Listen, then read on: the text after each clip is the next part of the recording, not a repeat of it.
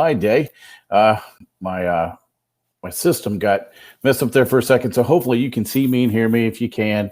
I noticed my hair's messed up in this, but interesting topic today: surviving family holidays.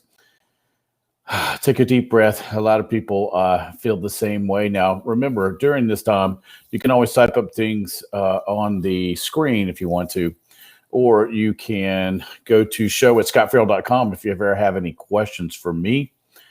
That's cool. If you want to ask me a question, I always get back to people. I answer every email that comes to me that I can read. Now, remember, when you send me an email, send it in bullet point. I do have a reading disability, so it's always nice if people can send me something that I can read. I got to check and make sure I'm not getting any more messages. Let me check.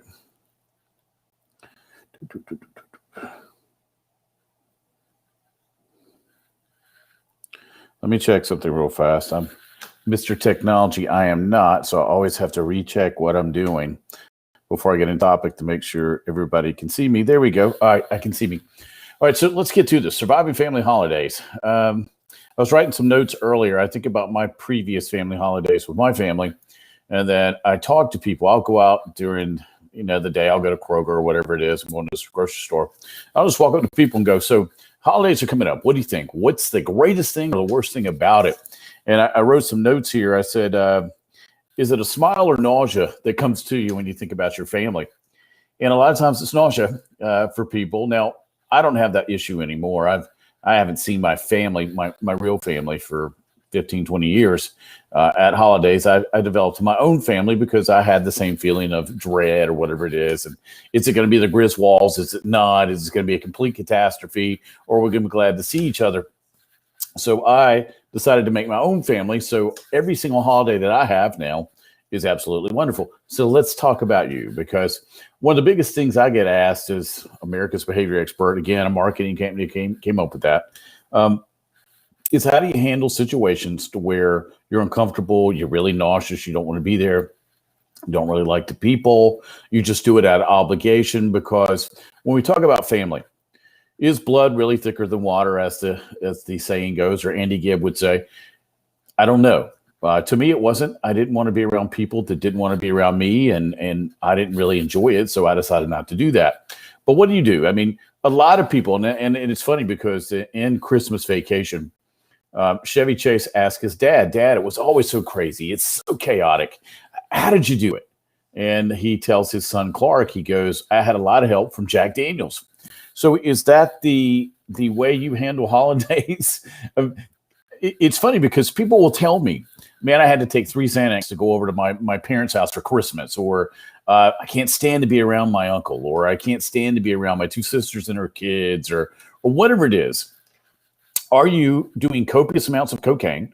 Are you doing heroin? Get a little in the bathroom, come back out like Nikki Sixx? Are you doing Quaaludes to bring it down? What are you doing? Or you just praying to God that somebody will die and you can leave? What is it? I joke about this, but these are all things people have told me that they feel or say or think or on the way to their family gatherings. That's crazy to me, because when we think of family, I mean, we've seen the Hallmark cards, we've seen the commercials. I mean, good grief. Other than the Joe Namath commercial, which I don't really watch TV, but it's so bad that I've seen people complain about it. But what is it that's really happening? What would happen if Hallmark did a real movie based on not somebody's fantasy of this girl and this guy coming back? They haven't seen each other since high school, and now they're magically in love. What would that be like if they did the real version of what people go through during the holidays? Fussing, fighting, using profanity at each other, some people punching each other, half the family's drunk, the other half of the family's loud and talks too much. What do? What would happen if we made real movies about real families and the catastrophe that happens? Now, we all laugh at Christmas Vacation because, yeah, it's a movie based on a fantasy, but I don't know anybody's life that's been that chaotic. But I do remember holidays with my family where somebody be drunk, somebody be arguing, somebody be yelling at each other. But for the most part, my grandma kept a thumb on that, and nobody was allowed to get out of line. But how do you handle it? Well, let's look at it this way. If you're not doing copious amounts of drugs or swigging liquor as fast as you can, or, then what do? We have to make a decision. You have to make a decision about who you are, what you want out of your life, your families, because the more I talk to people lately, it hasn't always been this way. I used to talk to a lot of people that adored their families, wanted to spend time with their families, looked forward to the holidays, Christmas, Thanksgiving, Mother's Day, never Father's Day. I don't know why that's true. And 4th of July, so they could be with their family. Now I don't hear that as much. I hear a lot of dread, and they always ask me, what should I do? Okay, well, you got to make a decision. You have to decide why you're doing it. Just because somebody's family, just because it's tradition, just because there's an expectation for you to be there or do something, doesn't mean you have to do it. You have to look at this in the spectrum of who you are and what you want out of your life. So I always tell people, what's your purpose, plan, direction? What has God told you to do in life? Sometimes you're not being told to go hang out with people that you can't stand. What good's that going to do them or you if you can't stand them and be around them and nothing good comes of it? All it does is drum up things from the past, who you were, not who you are now, makes you feel bad about you, and then it stays with you. It ruins your whole holiday because now we're in the Christmas season. It ruins your holiday, starts to impact the beginning of your year, and you this hangover of who you used to be and the fact that they won't let you forget it still stays with you. Well, what good's that? That doesn't do anybody any good. So what do you do about it? Well, you make a decision. Do I continue down this path of self-destruction because I'm being around people that destroy me? Or do I say, no, that's not me anymore. That's not what I want to do. Here's who I am. Here's where I'm going. Here's where God's got my path going. I think I'll go this way. And you can always tell your family, hey, man, not coming this year, not really part of what's going on in my life now. I've got something else to do. Now, what comes with that when you say that? Well, guilt, they become antagonistic. They, what, you don't love us anymore. I mean, you've been through the whole gamut with this. It's not like they haven't used this on you before. Because let's look back at this again. Hallmark Channel, this whole time, 260 movies of the same plot, sometimes the same actors, and it starts out with personal tragedy, and they all live happy ever together, and they get married over Christmas. Okay, yahoo. That's not true, but isn't family supposed to be that way? Every Christmas song you hear, everything Andy Williams will sing this holiday season, it's all about love, happiness, togetherness. We're glad to see each other. We want to share each other's dreams. We want to be together. We can't wait to be together. We want to give each other presents. We want to hang around the tree, around the kitchen like everybody does, drink cider, hot chocolate, coffee, whatever it is your family drinks. And then we tell stories and we talk about the past and how much fun it was. And we talk about being kids. And we talk and reminisce about everything wonderful. Now, I'm very fortunate because when I would reminisce with my cousins about the holidays, it was always wonderful. I'm blessed. I mean, I got how many cousins do I have? Let me go through the thing. Eight first cousins. All of them wonderful people. All of them people I love dearly. Several still live in the Charlotte area. And we always had fun together. At least I did. Every memory I have with Darla, Lisa, Susie, and Michael, and David, and Jimmy, and Diane, and Mark are always great. They're wonderful people. They've gone on to be very successful. We had so much fun together.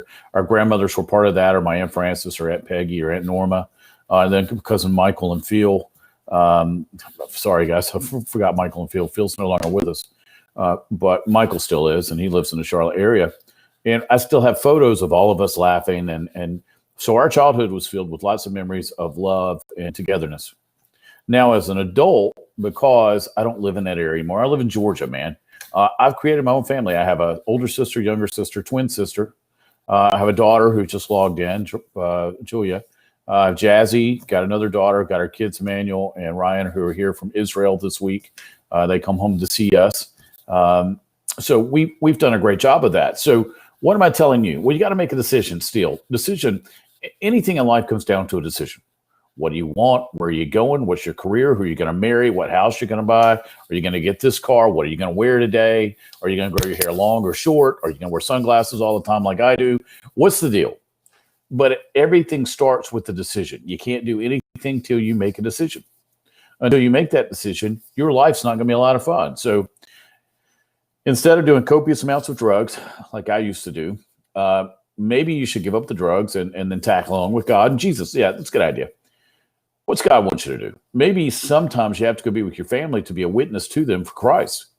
Sometimes you're the only bright spot in their lives. Now, again, you got to decide what it is you are. Now, you can't be that bright spot if you haven't figured out who you are, where you're going, what you're going to do, what God's got your purpose to be, and why you're doing something. Those things have to be figured out first. Because when we start just doing things with our family or other people or for our job, strictly out of obligation, we become extremely unhappy and we become almost impossible to hang out with. How many people do you know that are fun to hang out with that are extremely unhappy? Well, they're not. They're not any fun. I don't like hanging out with them, and I know you don't either. Now, I may have just summarized your entire family Christmas get together, right? Because we always have an uncle or a cousin who's drunk. We have somebody who's loud. We have another person who talks too much. We've got one who's a little loose, if you know what I mean. We've got one who dressed suggestively. We've got one who's extremely uptight. That's just my family. And I won't even go into my wife's family. But it's not unique. I used to think that my family was unique, whatever. No, we're not. We're not unique. And you know, if you ask any psychologists now, 85 to 90% of the people now came from a dysfunctional family. Okay, so nobody's family was like Robert Young's family on Father Knows Best, which I always wanted Ward Cleaver to come adopt me. But since that's not true, and since that's not going to happen, now you can create your own family like that because now we've created the environment that we wanted to be in as kids. And now all we do is laugh. I'll give you an example. We went to our club. Now we're a member of a club for people who hate country clubs. So we joined a club for people that are antisocial on country clubs because we like to have fun, right? Because we're the anti people anyway. And so we took our whole family up there. We were having so much fun and we were so loud. Just to tell you how much fun we have as a family. There was this year, I think there was 10 or 11 of us. We had to go outside because we were making so much noise. The people in the large, pretty big dining room now. It was a buffet. It was great. So I finally told the manager, Aaron, I said, we're going to do everybody here a favor and we're going to go outside on the deck because they've got one of these decks that goes all the way around the building. So we went out there. We're so loud that they can still hear us in the dining room. It was funny because another couple that was sitting in there having lunch came out to hang out with us. Very, very sweet couple, just joined, wonderful people. But does that tell you what family can be like? So if you want to survive the family holidays and you're not doing all these drugs and you haven't made your decision, well, you can't do this without making a decision. Do like us, create your own environment that you want to be in for the holidays. And Christmas will be identical for us. We'll have Jasmine over because she's the closest. It'll probably be the three of us or the five of us, Uncle Jay and Kathy. And we even have an Uncle Jay. And Uncle Jay we love and adore, and we take him with us. And so if we can have that much fun to where we have to go outside on a deck and we're still so loud that people still can't hear their own conversations, what can your life be like? Because Christmas is going to be identical for us. I mean, we just get together. It's not about presents. It's not about anything other than being together and loving each other. And that's the cool thing about it. It's what are holidays about? Well, holidays are about being together, sharing things, sharing love, especially. And we've made them about everything but that. We've made them about presents. We made that about obligation. We've made it about guilt. We've made it about beating somebody up because they haven't started a career. We've made it about who you dating now. You never can decide who you're going to date. It's like some people fill out a piece of paper. So you got a piece of paper here. Some people get a pen out and write down every single thing they want to needle you about before they get together with you at a family holiday, and they just go through the list. That's why sometimes at family gatherings, people get punched in the face. So make the decision. Is it worth it? Now, if you decide not worth it, what's your alternative plan? Now, you don't want to spend the holidays by yourself. Again, if you're not going to survive the family holiday and you're not going to go along with it, what are you going to do? Have a more fun alternative plan of something you want to do. And sometimes it's just being alone. I've done that. I've spent several Christmases by myself. Sometimes they weren't by choice, but it gave me some time to wind down and relax. So what do? Now, let's say that you've decided I'm going to go, I'm going to endure, I'm going to put up with this. Well, you have to make a decision of how am I going to handle a hostile environment that I don't really appreciate or don't like, and I know all they're going to do is pile on. All right, so you got to come up with a series of ways to handle these things. All right. So let's say you've got a mom, dad, some cousins, aunts and uncles. You don't really like your sister's kids, whatever. You have to predetermine how you're going to respond. So what you're going to do is you're going to be proactively deciding how you can respond to the kids, how you can respond to your aunts and uncles, how you can respond to your mom and dad and their antagonistic ways about you, how you'll respond to your siblings, and go ahead and designate a response. So this is how I used to handle things. I know I'm going into a hostile family environment. So I already play through every scenario that could possibly take place. And this is going to happen. They're going to say this. This will be going on. This will be the music that's on. Probably have a game on of some sort with my family. There was always a game or a golf tournament on, whatever it was. And I would always decide it's no different than when I was coaching. If they ran this defense, I ran this offense, right? So if my family's going to run this play, this is my response. Or I can always be proactive and go ahead and set the tone. So you got two ways you can do this. It depends on what you want. You can wait till they say something, you've already worked out a response, or you can go ahead and set the tone when you come in with the conversation or whatever it is, and then you can set the tone for how everything's going to go. It's up to you. There's no right or wrong, and here's why. You always have to do what fits you, your personality, how you like to do things. You can't do everything the way I do it because that's my personality and that's how I do things. I'm a little in your face, and I don't take a lot of crap off anybody, so I can be rather brusque at times, as my wife will say. She's the sweet one. I am not. So she smoothed the edges off me when she married me. She's sweet, genteel, and Southern, and I'm abrasive and short. So at least that's what people tell me. So at family gatherings, I'm not exactly the guy you call to be nice to people. So you make a decision. Either I'm going to predetermine every single response that I have to everything I know is coming, or I'm going to go in and I'm going to set the tone for the agenda for the whole night. I'll speak first. I'll decide the topics. I'm going to decide, pre-decide where I'm going to be in the house, because if you've ever gone, let's say it's mom and dad's house, and everybody knows what mom and dad's house looks like. You know where you're going to stand. You know where you're going to sit and eat. You know who you're going to talk to. You know which ball game you're going to watch. You know where you're going to unwrap the presents. You know where you're going to put the presents. You know every single aspect of what's going to happen because you've been there before and done this before. The key is, have you ever decided how this is going to go? Because if you don't determine how this is going to go, it goes off the rails really fast. You end up angry. You end up wondering why you're there, and you sit and go, man, I hate all of you. I hate all of you. I never want to see you again. I never want to be around you. That's not exactly what I'd call healthy, because what's the title of today's topic? Surviving Family Holidays. If you're going to survive the holidays, play on words there, because it is the Griswolds, and what do you say? We're on the threshold of hell.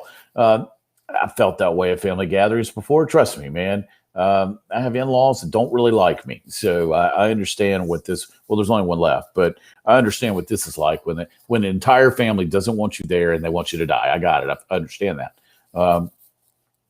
But I always predetermined how I'd respond, what would happen. So I got through it and understood the job I was doing. I was loving my wife, supporting my wife, and doing what it took to be a supportive husband. Boom. As long as I kept that in mind, I was all good. So going into this, what's it about? Who are you about? What's the goal? How are you going to feel when you get out of this? You've got to predetermine every single thing. And what I'm telling you about surviving the holidays is the exact same thing I tell you about work. It's the exact same I tell you about relationships. It's how I tell you to do your life, because it's purpose, plan, direction. You make a decision based on the desired outcome you have, and then you speak that outcome. And then if you know it's a hostile situation, you always rehearse every single scenario that you could face, and then you always predetermine your outcome, your response, what you're going to say, how you're going to handle it, what your emotional level is. That way, they cannot control you, because a lot of times with family holidays, it's about who can control who can impose their will on who can control the kids. Because if you have a controlling mother or father, all the entire 2 hours or 3 hours of hell that you would describe, it's all about how they're going to control you and your responses in your life. They don't necessarily like it when you can't be controlled anymore. Well, you can't be controlled if you've already predetermined how this is going to go, because now you're not following their script. You're not following what they want you to do. You're not saying what they want you to do. And now they realize that all the control they had over you is gone. When that happens, sometimes they no longer invite you over for the holidays because all the fun's gone because now I can't control this person. They're not responding the way I want. I'm not getting the endorphin rush that I desire by controlling them or irritating them. Therefore, I don't want them here anymore. Now that happens. I've been uninvited from places because people could not get a response out of me anymore. And I did not respond the way they wanted me to, or I wasn't who they wanted me to be. That's cool. Again, it's called Surviving Family Holidays. Now, if you have a show topic or something you want to say to me, it's show@scotferrell.com. It's up on the screen. You can see that. Or you can go by my website, scotferrell.com, if you need my help with something. I help people with this all the time. Every single scenario that we'll discuss here together, I help people overcome. Why? Well, who better to help somebody overcome something than somebody who had to overcome it, right? So I've also had to handle this myself.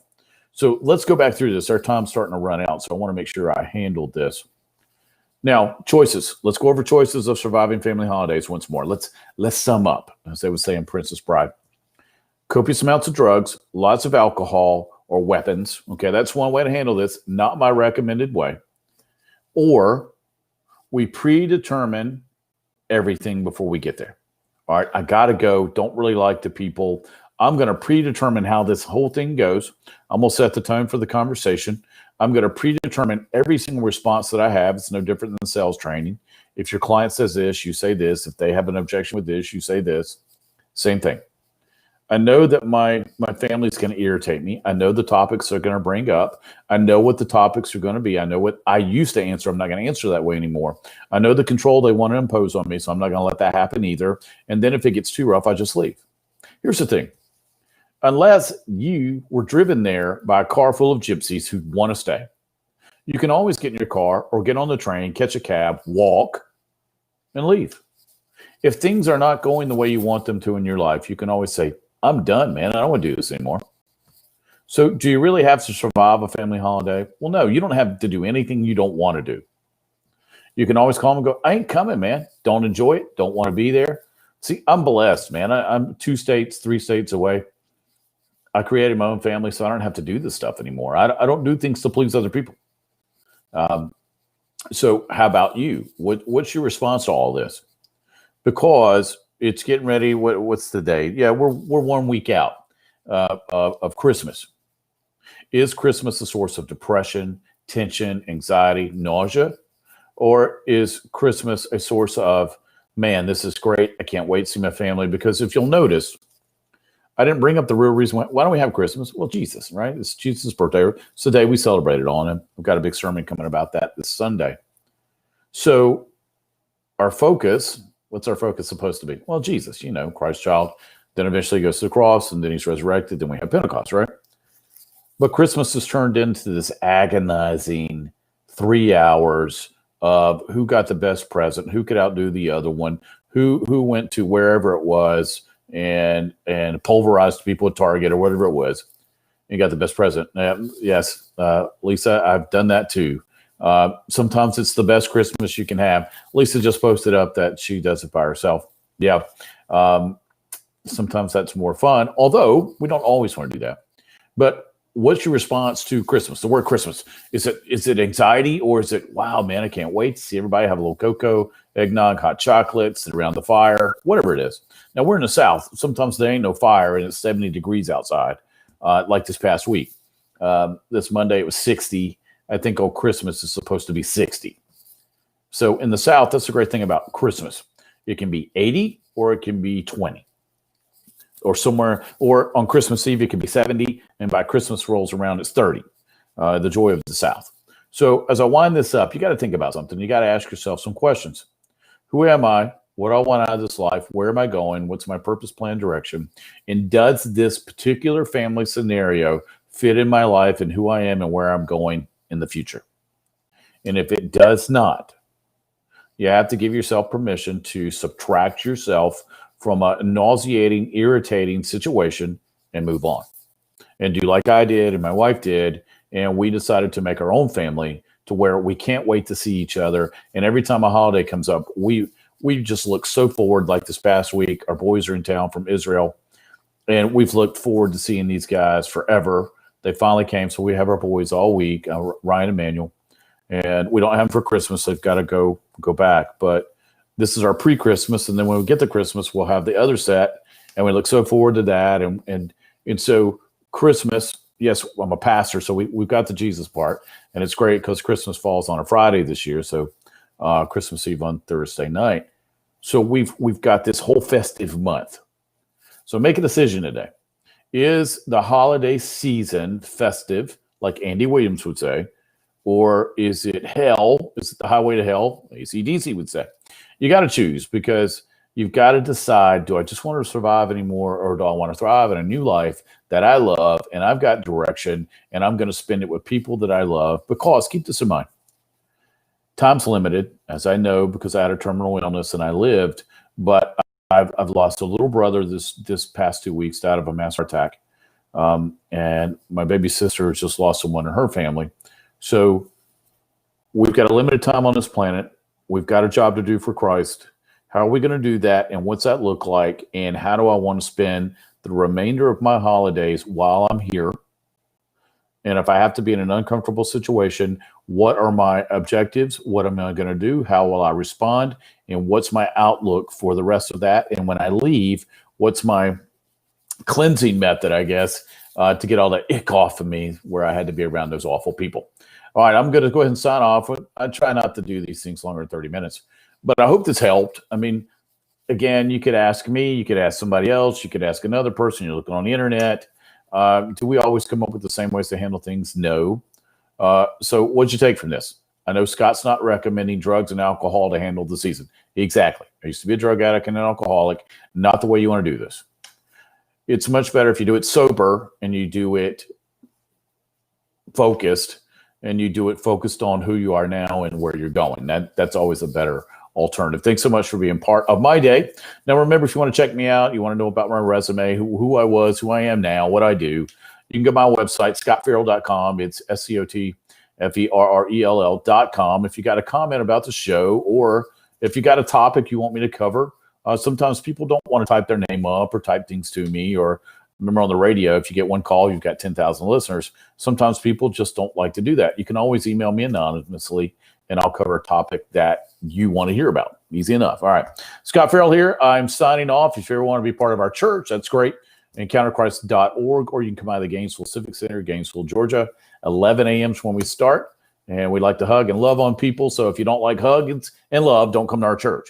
But if you do like hugs and love, come to our church. All right. I'll see you later. Take care. Hope you have a good remainder of your week.